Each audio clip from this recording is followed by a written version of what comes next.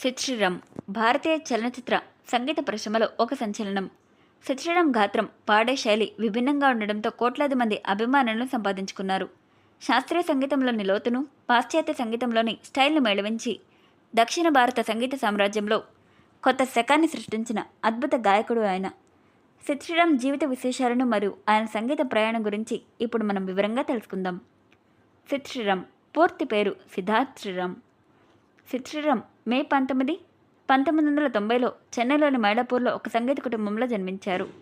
సిద్ గారికి 1 సంవత్సరం వయసు ఉన్నప్పుడు వారి కుటుంబం యుఎస్లోని కాలిఫోర్నియాకు వెళ్ళింది. సిద్ గారు కాలిఫోర్నియాలోని ఫ్రీమాంట్లో పెరిగారు. సిద్ గారి తండ్రి పేరు శ్రీరామ్, తన తల్లిగారి పేరు లతా శ్రీరామ్. ఆవిడ శాన్ ఫ్రాన్సిస్కో బే ఏరియాలో పాపులర్ కర్ణాటిక్ మ్యూజిక్ టీచర్.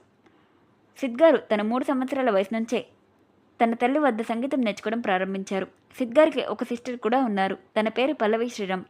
తను భరతనాట్య కళాకారిణి. అమెరికాలో పెరిగినప్పటికీ సిద్ గారు భారతీయ సంస్కృతిని, సంగీతాన్ని ఎప్పుడూ మర్చిపోలేదు.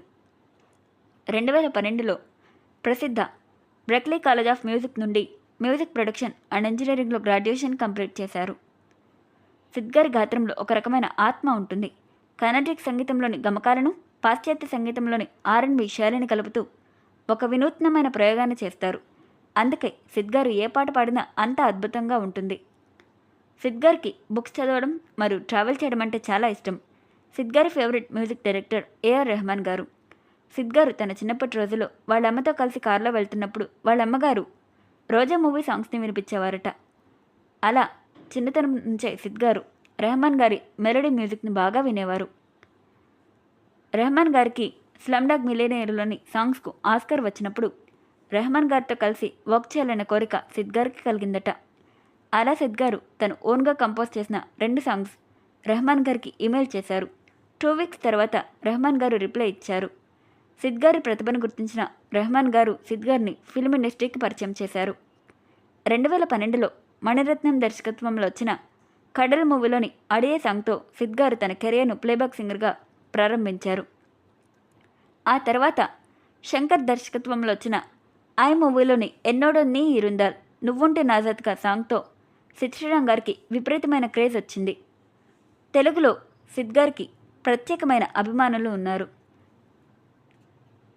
నిన్ను కోరిలోని అడిగా అడిగా పాట సిద్ గారు తెలుగులో పాడిన మొదటి పాట. ఆ తర్వాత గీత గోవిందంలోని ఇంకేం కవలే పాట తెలుగు రాష్ట్రాల్లో సిద్ గారికి ప్రత్యేకమైన గుర్తింపు తెచ్చిపెట్టింది. అలవైకుంఠపురంలోని సామాజ వర్గమన పాట యూట్యూబ్లో రికార్డులు సృష్టించింది.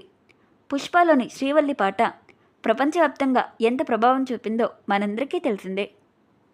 నీలి నీలి ఆకాశం, ఒకే ఒక లోకం, నా కన్నులు ఎప్పుడు ఉండిపోరాదే, ఏమో ఏమో మెల్లమెల్లగా, అరణే మనసా ఏమైపోయావే, ఆరాధ్య కళావతి, వెళ్ళిపోమాకే ప్రేమ వెల్లువ, మాటే వినదుగా కడలల్లే, ఇలా ఎన్నో ఆణిముత్యాలంటి సాంగ్స్ను సిద్ గారు మనకు అందించారు.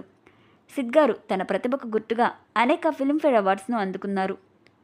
కేవలం గాయకుడిగానే కాకుండా సిద్ గారు మణిరత్నం నిర్మాణంలో వచ్చిన వానం కొట్టటం మూవీకి సంగీత దర్శకునిగా కూడా మారి తన బహుముఖ ప్రజ్ఞను చాటుకున్నారు. సిద్ గారు కేవలం గాయకుడు మాత్రమే కాదు, ఆయన ఒక సంగీత విప్లవం. కర్ణాటిక్ సంగీత కచేరీల నుంచి గ్లోబల్ మ్యూజిక్ ఫెస్టివల్స్ వరకు సిద్ గారి ప్రయాణం స్ఫూర్తిదాయకం.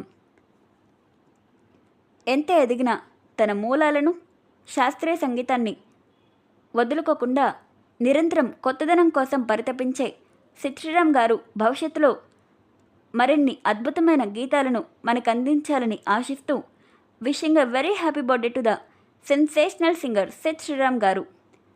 ఈ ఇన్ఫర్మేషన్ మీకు నచ్చినట్లయితే లైక్ చేయండి, షేర్ చేయండి. అలాగే సిద్ శ్రీరామ్ గారు పాడిన సాంగ్స్లో మీకు ఇష్టమైన సాంగ్ పేరు కమెంట్ చేయండి. Thank you.